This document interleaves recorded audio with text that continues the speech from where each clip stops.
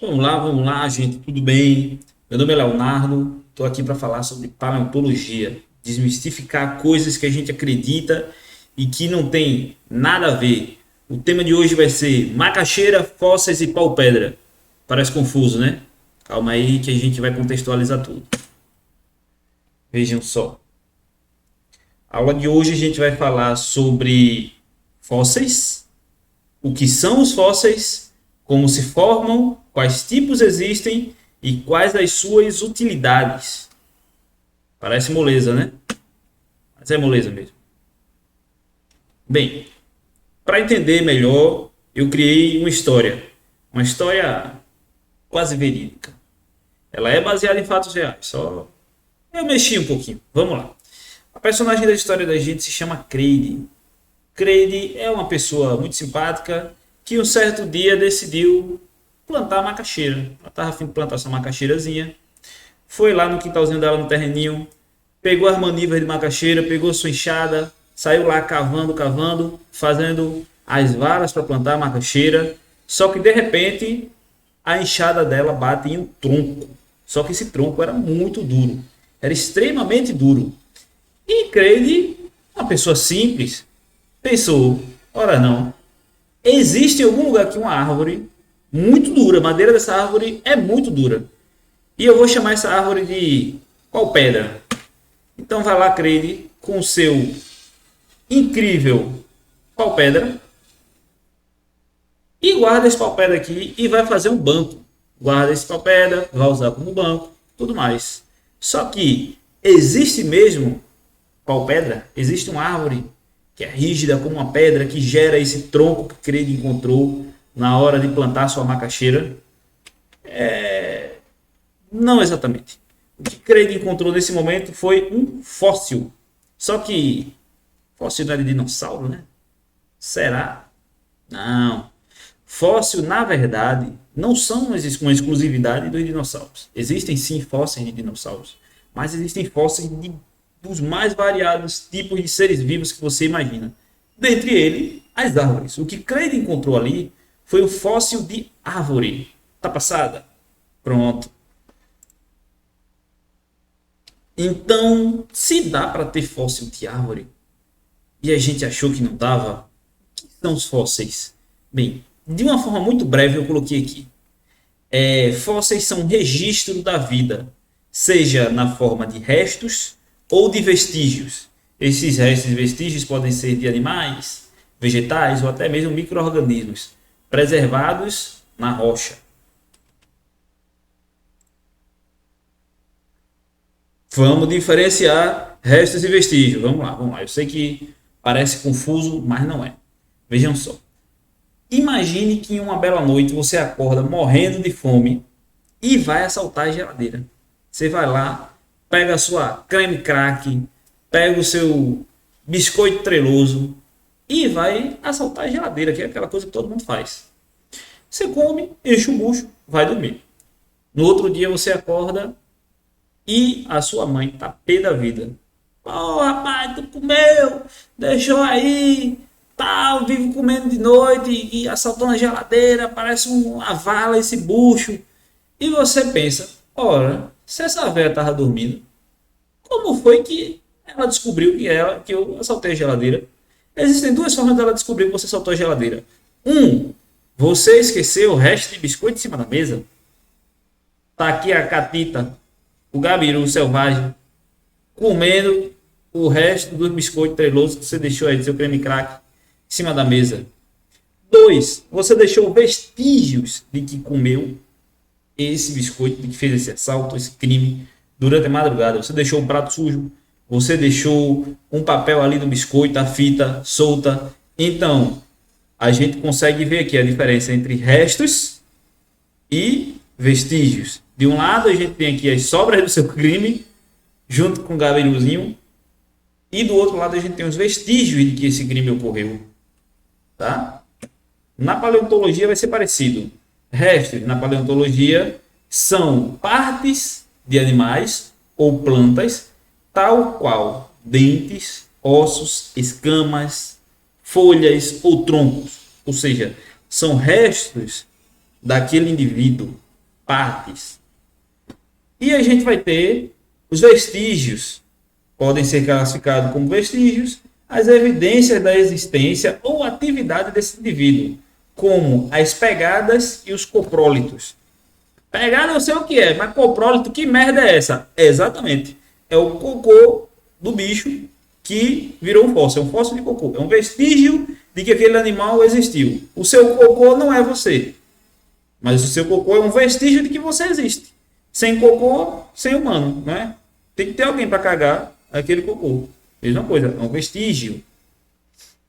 Então a gente consegue dividir aqui esses achados, esses registros arqueológicos, nesses dois grandes grupos. E o que fica de dúvida é como são formados esses fósseis. Os fósseis podem ser formados ou podem se formar de várias maneiras diferentes, onde restos e vestígios podem ser preservados de formas diferentes. E que formas são essas? Aqui eu dividi e separei os que eu julguei como mais importantes. Tá? Vamos ver aqui. A gente tem aqui como a primeira parte aqui, a gente entender como funciona essa fossilização. Não é? A fossilização de partes duras são mais comuns. Logo, a gente vai encontrar com muita mais abundância ossos, dentes, conchas e afins. A fossilização de partes moles, não tão rígidas, como, por exemplo, o corpo de insetos, órgãos, peles e pelos, são muito mais difíceis de ser encontrados. Por quê? Para isso a gente precisa entender como funciona o processo de fossilização. Qual é o ambiente perfeito para que esse processo ocorra? O ambiente perfeito, o ambiente ideal, é um ambiente calmo, sem muita movimentação, com alta taxa de sedimentação. O que é essa sedimentação? Pode ser poeira, terra, qualquer coisa, sedimentos que vão caindo ali e se depositando sobre o indivíduo. Pouco oxigênio. Por quê? Tudo isso aqui vai gerar um ambiente onde a gente vai ter poucos agentes decompositores. Se tem baixa decomposição, o corpo se preserva de forma inteira, intacta, não é? Então, o ideal é que quando o indivíduo morra, ele seja soterrado e tenha uma decomposição lenta, não é? Aqui a gente vê aqui o processo. Olha, veja só, tem 2 dinossauros, morreram os 2. Esse aqui, ele foi imediatamente atacado por, não é, agentes decompositores. Enquanto esse aqui está tendo uma decomposição lenta, olha, que foi alagado, que está no fundo de um lago. Depois ele foi soterrado, não é? E após durante esse soterramento, não é, houve um processo de decomposição, só que ele foi lento o suficiente para que houvesse uma decomposição, ou uma preservação, perdão, onde aqui várias camadas de terra foram sobrepondo eles, compactando-se, tornando-se rocha, e um dia a gente vai ter aqui uma escavação desse local, algo, e esse indivíduo aqui vai ser descoberto. Por quê? Porque ele teve uma decomposição, ou ele morreu em um local que é propício para a formação de fósseis. Capiche? O que mais pode influenciar nisso? Uma das coisas que pode influenciar nisso é o relevo. Por exemplo, aqui no Brasil, a gente tem a Chapada do Araripe. É um local tão propício à formação de fóssil, tão bom, que lá até mesmo insetos são encontrados. Foram encontrados dezenas de insetos lá, né, vários insetos, preservados na rocha. E os insetos, eles são de corpos muito moles, muito frágeis, né? Eles se decompõem muito rápido. E vejam só que preservou. Porque a Chapada é um local baixo, de baixo relevo, em que muito provavelmente tinha muitos lagos, e etc. E lá é um ambiente propício para essa preservação. Já se você for para o alto de uma montanha, como aqui o Alto Montana, se for para um local de alto relevo, a deposição de substrato não vai ser tão boa quanto num local baixo. Então é muito mais difícil você encontrar indivíduos preservados no topo de uma montanha. É muito mais difícil que o indivíduo que morra ali se torne um fóssil, não é?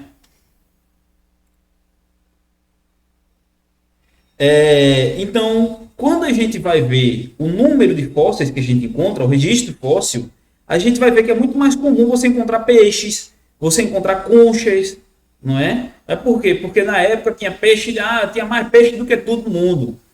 Peixe naquele tempo era que nem vendedor de cartão Marisa, era um em cima do outro. Não, não é exatamente isso não. Não é porque os peixes eram mais comuns, mas sim porque eles estavam em um local mais favorável. Você não vê um peixe no topo de uma montanha, você vê ele dentro de um lago, do local baixo, não é? Que tem todos aqueles requisitos que a gente falou. Perdão. Então os peixes estavam em um local mais favorável. E esse local mais favorável, ele vai, no caso, levar que restos orgânicos possam ser fossilizados. As conchas é a mesma coisa. Entende? Então, os corpos biomineralizados, como as conchas, eles são mais comuns de ser encontrados. Não que eles sejam mais abundantes, talvez até seja, mas o fato dele ser encontrado com maior abundância não quer dizer que tenha uma população superior às outras, mas sim que o local onde ele se encontrava era favorável e no caso dos biomineralizados, o corpo dele também favorecia isso. Então aqui agora que a gente vai ver aqui, ó, os tipos de fósseis, de fossilização e como são formados, tá? A gente vai ver aqui a inclusão em AMBA. Eu coloquei ela primeiro, por quê? Porque eu falei antes que é muito difícil você encontrar as partes moles preservadas. Só que quando ocorre a inclusão em AMBA,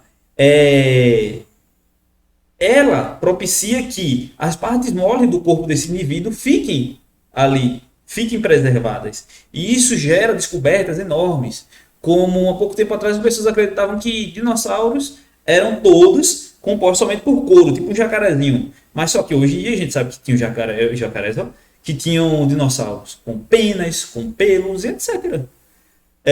Mas isso graças a esse tipo de inclusão, né? Esse tipo de preservação. Aqui os insetos podem ficar presos na seiva de árvore, eventualmente a seiva endurece e forma um material semi-precioso chamado âmbar. Em alguns pedaços de âmbar, os restos sepultados de organismos podem ser encontrados, contendo restos raros de material mole, que vão ter ali a pele dele, se ele tiver um pelo, um cabelinho, uma peruquinha, vai estar lá, os órgãos dele podem estar preservados lá, entende? Então, é um tipo de preservação que é muito útil, né, no registro fóssil. A gente vai ter o congelamento ou criopreservação, que é outra maneira possível de fossilização, né? De partes moles. O indivíduo foi ali, foi congelado e ele virou uma múmia, como algumas pessoas chamam. Aqui é um mamute de 39 mil anos, já foi encontrado na Sibéria, em ótimo estado de conservação, apresentando inclusive pelos. Esse fóssil era de uma fêmea e recebeu o nome de Ilka, né? Mas a gente viu aqui que o congelamento preservou a pele do indivíduo, preservou os pelos, estruturas que normalmente seriam decompostas, que elas desapareceriam e a gente nunca teria contato com isso. A gente tem também a mumificação ou dessecação. Ela parece muito com o último que eu falei. Só que no caso da mumificação, ela desidrata. É tipo uma carne de charque aqui, do bicho. Você conseguiu entender isso? Ela desidrata, ela passa por um processo de dessecação. Aqui, a mumificação também permite a preservação de partes moles. Nesse processo ocorre a desidratação dos organismos e fica tudo inteiro. Isso aqui é um lobo primitivo, foi encontrado. Tá? Você vê que tem pele, orelha, pelo, é um filhote, se eu não me engano. Tudo preservadinho, inclusive as partes duras, até que dá para ver o dentinho dele aqui. Ó. Muito massa.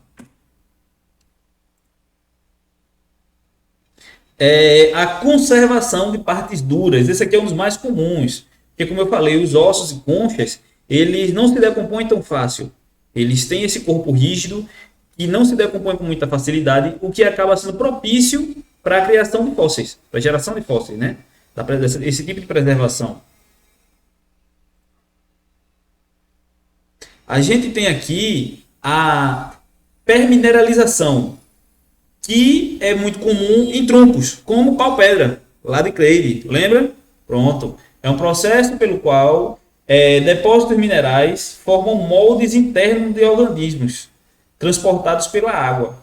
Esses minerais preenchem os espaços no interior do tecido orgânico devido à natureza dos moldes. A permineralização é particularmente útil no estudo de estruturas internas dos organismos, sobretudo plantas. Porque as plantas vão ter lá o xilema, a floema, e isso aqui vai acabando conservando todas essas estruturas da planta, não é? Como a gente viu ali no caso do pau-pedra de Crane, quebrou a enxada da bichinha. Por quê? Porque é extremamente rígido, porque tudo aqui foi substituído por rocha, por minerais, não é? A gente vai ter também o processo de moldagem, bastante popular em fósseis de pegadas. A moldagem também pode ser observada quando o cadáver desaparece em sua totalidade, mas deixa na rocha um molde do seu corpo. Você vê aqui que parece uma impressão, né? Se você preencher isso aqui com gesso, você consegue fazer uma cópia de como essa estrutura externa do animal era, não é? Esse é o processo de moldagem. A gente tem aqui as pegadas, tá vendo? Por exemplo, não dá para considerar fóssil, mas um processo parecido com isso ocorreu lá na Itália, né? Que foi quando houve uma grande erupção e as pessoas foram pegas dentro de casa. Então acabou fazendo moldes dos corpos enquanto as pessoas estavam dormindo, né? Por conta da lava que foi lá excretada pelo vulcão e foi muito rápido. As pessoas não conseguiram fugir, pegou gente na cama. Então ficou o molde lá das pessoas. Foi realmente uma moldura por conta dessa lava. E a utilidade moderna dos fósseis, né? As utilidades de hoje. Além de serem os principais indícios da evolução biológica, com os fósseis podemos compreender como era o planeta há milhares de anos, o que possibilita reconstruções ambientais e reconhecimento de espécies atualmente extintas. Assim podemos entender os hábitos alimentares, posturas que querem dizer da forma como ele se ficava em pé, quatro patas, bípede, enfim. E até mesmo possíveis comportamentos. Por exemplo, através do coprólito, a gente consegue ter uma ideia do que o animal comia, quais eram os hábitos alimentares deles, e etc. Você junta isso com a arcada dentária do animal, você tem como saber se ele era carnívoro, se ele era onívoro, se ele era herbívoro. Tudo isso ajuda a gente a entender. E para que a gente precisa entender o passado? Para que a gente precisa entender isso? Vai servir de quê? Não seria mais fácil a gente esquecer? Não exatamente. Porque, veja só, quando a gente conhece os processos de extinção do passado, processos de extinção em massa e afins, a gente consegue entender o que está acontecendo hoje, no presente. Como a gente sabe que o processo de aquecimento global e que as grandes extinções que acontecem hoje, nos dias de hoje, são ações naturais ou humanas? Porque a gente consegue comparar com o que aconteceu no passado. A gente consegue encontrar padrões, não é? Que hoje é útil para a gente entender o meio ambiente e tentar frenar os impactos que a gente causa na natureza. Então, aqui eu vou deixar aqui agora uma folhinha de atividades para você refletir, para você tentar verificar se você fixou bem o conteúdo. Eu deixei 3 perguntas. Pergunta número 1. Por qual motivo os fósseis são abundantes em baixo relevo quando comparado ao alto relevo? Pergunta número 2. Qual o nome dado a fósseis de fezes? O cocô do dinossauro está lá, virou fóssil. Qual o nome? Pergunta número 3. Por qual motivo tecidos moles são mais difíceis de serem fossilizados? Quero que você reflita sobre essas perguntas. Quero que, se você puder, você anote isso aqui no seu caderninho. E, bem, é isso. Resumo da aula de hoje. Vamos lá. Fósseis não são exclusividade dos dinossauros. A gente aprendeu isso aí com Craig. Pobrezinha, está até hoje usando lá o fóssil como banco. Deve ser um banco muito legal. Existem fósseis dos mais variados tipos de seres vivos, desde micro-organismos até os animais maiores e inimagináveis que você possa não imaginar. 2. Fósseis de tecidos rígidos são mais abundantes devido à dificuldade de decomposição do material. Quer dizer, ele se decompõe mais devagar, o que dá tempo de haver uma preservação por conta da compactação do solo e etc. Número 3. Lagos são mais propícios para a formação de fósseis quando comparado a picos de montanhas, por conta do relevo, da deposição de matéria orgânica, de material sólido e tudo mais que acontece ali. Número 4. Através dos fósseis podemos compreender como foi o meio ambiente, comportamentos e hábitos de seres vivos que habitaram o nosso planeta no passado. E como eu falei, isso aqui tem uma importância para que a gente compreenda o mundo hoje e o que é ação nossa e o que não é ação nossa. E eu queria deixar essa frase aqui do Albert Einstein, para vocês refletirem. A distinção entre passado, presente e futuro é apenas uma ilusão teimosamente persistente. Então os ciclos eles se repetem. A vida é assim, o passado ele volta ao presente e ele se repete no futuro. As coisas elas funcionam como um eco. E a paleontologia tem tudo a ver com isso, né? Bem, um abraço para vocês, espero que vocês tenham aprendido. E qualquer dúvida, me procurem no Instagram, @leocionando. Um beijo para todo mundo e tchau, tchau.